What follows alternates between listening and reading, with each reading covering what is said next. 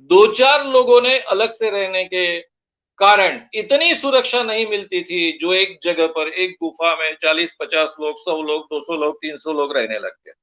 तो इंसान ने अपने जीवन में सुरक्षा को सबसे ज्यादा महत्व दिया। उसमें से एक डिसिप्लिन तैयार होनी आवश्यक है। फिर उसमें एक नायक, उसके आदेश। इसका मतलब टोलियों के बाकी सदस्यों का स्वतंत्रता का संकोच।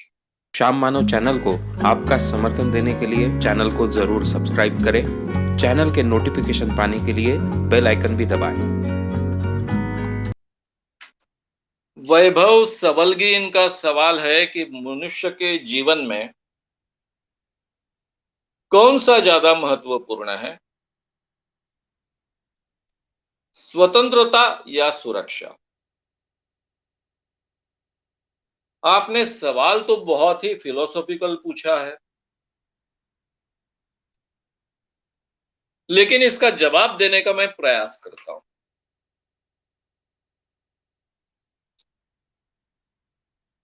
शुरुआत के दिनों में जब इंसान का जीवन बहुत ही अस्थिर था और समाज व्यवस्था ठीक ढंग से निर्माण नहीं हो पाई थी, तब सबसे ज्यादा महत्व सुरक्षा को दिया जाता था। क्योंकि प्राणी जगत में इंसान इतना ताकतवर तो है नहीं कि उसके पास हाथी जैसा बल हो, शेर जैसे ताकतवान पंजे हो। प्राणी जगत में काफी प्राणियों की तुलना में इंसान दुबला है। वो अकेला नहीं जी सकता।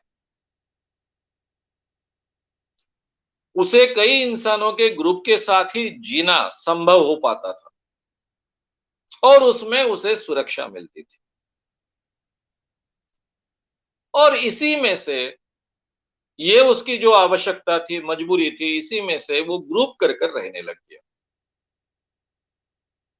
और एक दूसरे के साथ में कुछ कृतियां सामूहिक करनी थी। जैसे अगर प्राणियों की शिकार करनी है तो एट ए टाइम उन पर हमला करना चाहिए, किसने क्या करना चाहिए। इसमें से कम्युनिकेशन उसका डेवलप हुआ, उसने भाषा निर्माण। फिर वो टोली कर कर रहने लग गया। यानी हमारी पहली समाज व्यवस्था जो है वो टोलियों की। ये टोलियों की समाज व्यवस्था क्यों निर्माण हुई, उसके पीछे का कारण भी यही है।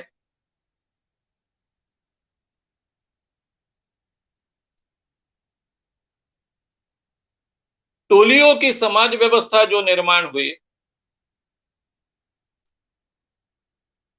उसके पीछे का सही कारण सुरक्षा है। दो चार लोगों ने अलग से रहने के कारण इतनी सुरक्षा नहीं मिलती थी, जो एक जगह पर एक गुफा में 40-50 लोग, 100 लोग, 200 लोग, 300 लोग रहने लग गए। तो इंसान ने अपने जीवन में सुरक्षा को सबसे ज्यादा महत्व दिया। अब ये सुरक्षा अगर कायम रहनी है तो उसमें आपस में डिसिप्लिन चाहिए, क्योंकि अभी सोशल संबंध आ गए एक दूसरे के साथ में। उसमें से एक डिसिप्लिन तैयार होनी आवश्यक है। फिर उसमें एक नायक, उसके आदेश। इसका मतलब टोलियों के बाकी सदस्यों का स्वतंत्रता का संकोच। तो ये दो विरोधाभासी चीजें लगती है और ये सही भी है शुरुआत के दिनों में, कि हमें अधिक से अधिक सुरक्षा प्राप्त करने के लिए हमें अपने स्वतंत्रता का संकोच करना पड़ा। टोली नायक के हाथ में अधिकार देने के लिए बाकी सदस्यों को अपने स्वतंत्रता का संकोच करना पड़ा।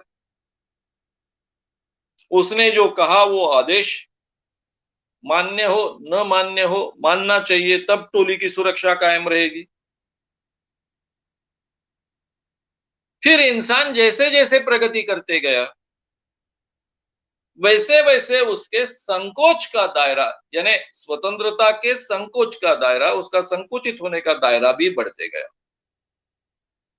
उदाहरण के तौर पर वो खेती करने लग गया। तब मातृसत्ताक पद्धति थी, और ये जो मातृसत्ताक पद्धति थी, ये मातृसत्ताक पद्धति में स्त्रियां पहले प्रमुख रहती थी। धीरे धीरे ये स्त्रियां जो प्रमुख रहती थी, उसमें बदलाव होते गए। मैंने पूरा इतिहास आपके सामने रखा है, मानव जाति का इतिहास, इस विषय में YouTube चैनल पर आप विस्तार से इन सबको देखेंगे। ये सभी स्टेप्स शॉर्ट में मुझे आपके सामने कहनी पड़ेगी। जब पुरुष के ध्यान में आया कि नए बच्चे पैदा करने के प्रक्रिया में हमारा हिस्सा होता है और हमारे हिस्से के बगैर बच्चे पैदा हो नहीं सकते, तब पुरुष ने सभी सत्ता अपने हाथ में ली। और पुरुष सत्ताधीश बनने के बाद में अब तक स्त्रियां किसी भी पुरुष के साथ में संबंध रख सकती थी, ये प्रक्रिया शुरू थी। हर स्त्री हर पुरुष के साथ में संबंध रख सकता था, जो भी एक दूसरे को चाहेगा संबंध रखेगा। अब उस पर मर्यादा लादने की शुरुआत हुई, क्योंकि इस पुरुष को जो अभी संपत्ति इकट्ठा हुई है, वो मेरे ही वारिस तक पहुंचनी चाहिए, और मेरे बाद का मेरा जो वारिस है वो मुझसे ही पैदा होना चाहिए। स्त्री के लिए प्रॉब्लम नहीं था, क्योंकि स्त्री के पेट में से ही बच्चा पैदा होता है, इसलिए उसका उसका वो वारिस मालूम था। लेकिन पुरुष को नहीं मालूम, इसलिए फिर स्त्रियों पर बंधन लादे गए, उन्हें पट्टरानी घोषित किया गया। ये मेरी बीवी है, उसका दूसरे के साथ में संबंध नहीं आना चाहिए। तो जैसे जैसे इंसान की सुरक्षा बढ़ते गई, सुरक्षा बढ़ाने का वो प्रयास करते गया, वैसे वैसे उसके स्वतंत्रता का संकोच भी होते गया। इसी में से राज्य व्यवस्थाएं निर्माण हुई। जैसे जैसे राज्य व्यवस्थाएं निर्माण हुई, वैसे वैसे ये प्रॉब्लम्स और बड़े पैमाने पर बढ़ते गए। यानी सुरक्षा के साथ में स्वतंत्रता का संकोच होने के प्रॉब्लम्स बढ़ते गए। पहले राजा की व्यवस्था थी, फिर राज व्यवस्था के बाद में दूसरी व्यवस्थाएं शुरू हुई। इन दूसरी व्यवस्थाओं में और वो संकोच होते गया, फिर डिक्टेटरशिप उसमें पैदा हुए, वगैरह वगैरह। जैसे जैसे राज्य व्यवस्था बदलते गई, वैसे वैसे और भी इन प्रॉब्लम्स में बदलाव होते गया। अब ये सब चीजें हैं, इसलिए हमें अगर पूरे दुनिया का मानव जाति का इतिहास अगर देखेंगे, उसके विकास का इतिहास देखेंगे, तो सुरक्षा के नाम पर स्वतंत्रता का संकोच होते गया, और फिर स्वतंत्रता का जैसे जैसे संकोच होते गया, फिर उसमें शोषण आया, गुलामी आई, और बाकी चीजें भी आई। तो मुझे लगता है अभी आपके ध्यान में आया होगा कि आपका सवाल कितना करेक्ट था। ये दोनों ऊपरी तौर पर विरोधाभासी चीजें दिखती है, लेकिन जब एक पूरे अच्छे ढंग से डिसिप्लिन के आधार पर सुरक्षा प्राप्त होती है, तो फिर स्वतंत्रता का महत्व भी ध्यान में आता है। और ये स्वतंत्रता केवल प्रगत समाज में सही माने में अमल में आ सकती है।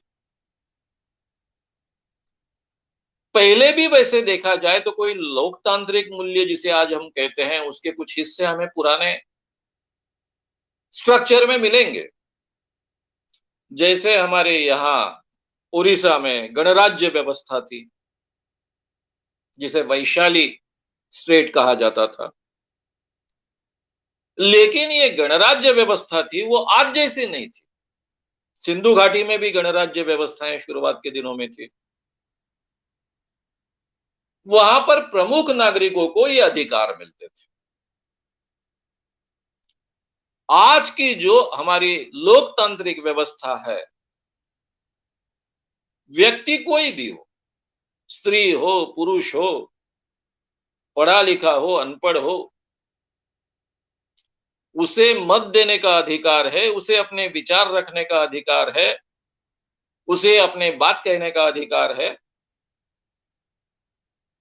जब तक वो दूसरे का डायरेक्ट कोई नुकसान नहीं करता है, तब तक ये उसके अधिकार पूरी तरह से सुरक्षित रहने चाहिए। ये प्रक्रिया जो है, वो अभी की गए 150-200 सालों की है। खास कर फ्रेंच राज्य क्रांति के बाद। और अचरज की बात ऐसी है कि ये उस प्रदेश में फैलती गई जहां मोनार्की बहुत ही सशक्त थी। यानी पूरे यूरोप का, पूरे दुनिया पर राज था। फ्रांस, पुर्तगाल, यानी फ्रेंचों का राज था पूरे दुनिया में कई जगह पर। पुर्तगीजों का राज था, स्पेनिश लोगों का राज था, और सबसे बड़ा राज था इंग्लैंड के रानी का। जहां सूरज भी डूबता नहीं, इतना बड़ा साम्राज्य उनका था पूरे 6 के 6 खंडों में।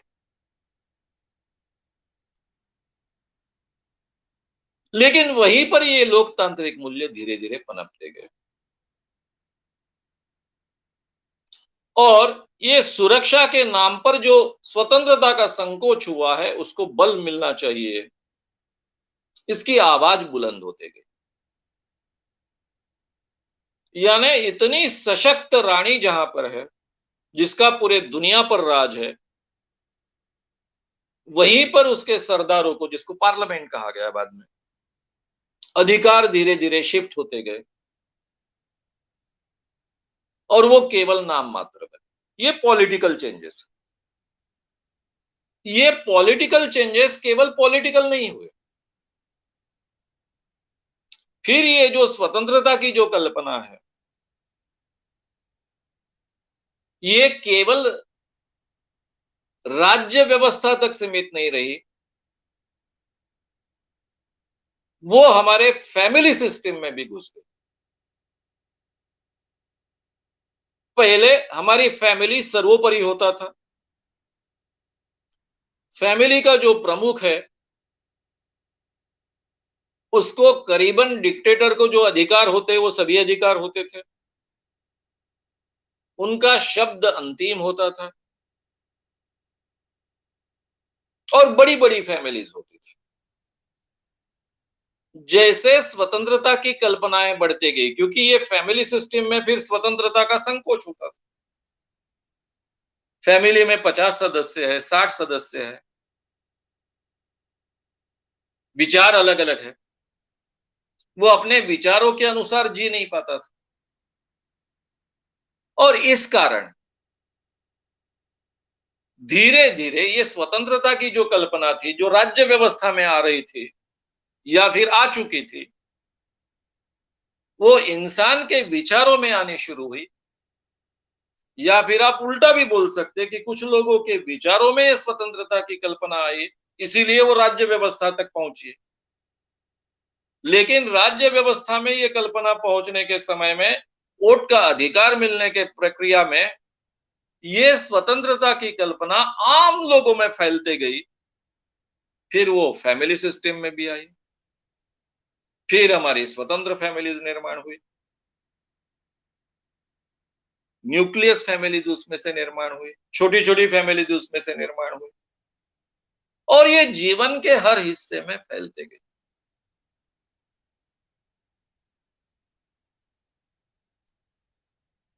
कम्युनिस्ट यंत्रणा में इस स्वतंत्रता का संकोच किया गया,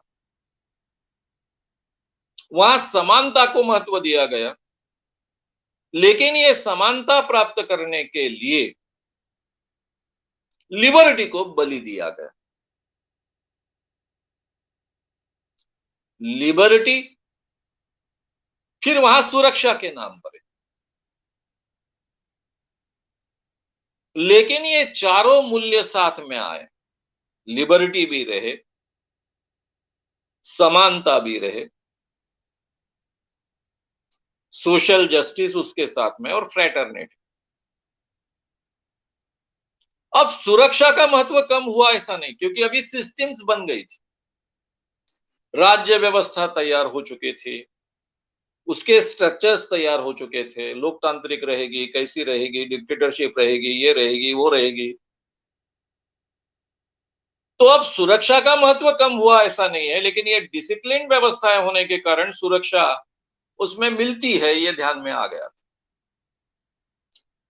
जब इंसान उसकी प्राथमिक आवश्यकताएं पूरी होती है, तो फिर वो और ज्यादा चाहत निर्माण करता है अपने आप में, और उसी में से कल्चर का विकास होता है। फिर उसमें से कलाओं का विकास होता है, लैंग्वेजेस का विकास होता है, कई चीजों का विकास होता है। फिर उसमें लिबर्टी को भी महत्व प्राप्त होता है, क्योंकि अब सुरक्षा का मुद्दा उतना अहम नहीं रहा। इसलिए सुरक्षा और लिबर्टी, ये जो दुनिया के इतिहास में हमें विरोधाभास जैसे चलते आए दिख रहे हैं, वो स्थिति आज की नहीं। आज स्वतंत्रता के कारण ही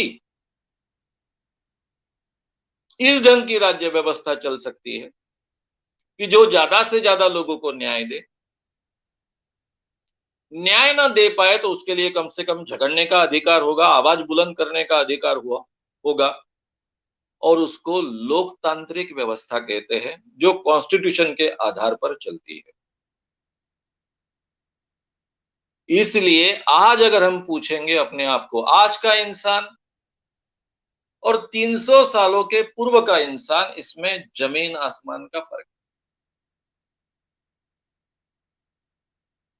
आज का इंसान जो है, मैं केवल 300 साल पूर्व का कह रहा हूं,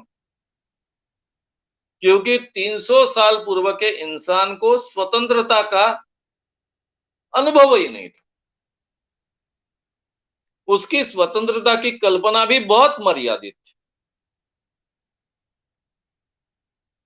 आज स्वतंत्रता की कल्पना का भी उन्नयन हुआ, सब्लिमेशन हुआ, और इसीलिए इतने बड़े पैमाने पर पूरे दुनिया में लोकतांत्रिक देश हैं। पहले ऐसे इतने बड़े पैमाने पर कभी लोकतंत्र, गणराज्य वगैरह थे ही नहीं, वो खड़े हुए। प्रगत इंसान के लिए लिबर्टी बहुत आवश्यक है। अगर समानता ये मूल्य कायम होना है, शोषण के बगैर, मेरा कोई शोषण न करते हुए मुझे जीने का अधिकार होना चाहिए, ये अगर इंसान की चाहत है, तो उसके साथ में लिबर्टी भी उतनी ही महत्व की बात है।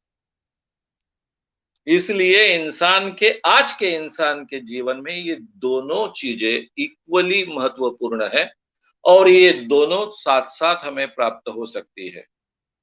मैं इतना ही कहूंगा आपको कि आज के जीवन में, ये 20वीं शताब्दी के आखिरी छोर में और अभी 21वीं शताब्दी की शुरुआत में, जितनी अच्छी सुरक्षा हमें हमारे जीवन में प्राप्त हुई, उतनी अच्छी सुरक्षा इसके पहले हमें कभी भी प्राप्त नहीं हुई थी। मुझे लगता है आपके सवाल का जवाब इसमें आ गया है। हमें दोनों की उतनी ही आवश्यकता है। श्याम मानव चैनल को आपका समर्थन देने के लिए चैनल को जरूर सब्सक्राइब करें। चैनल के नोटिफिकेशन पाने के लिए बेल आइकन भी दबाएं।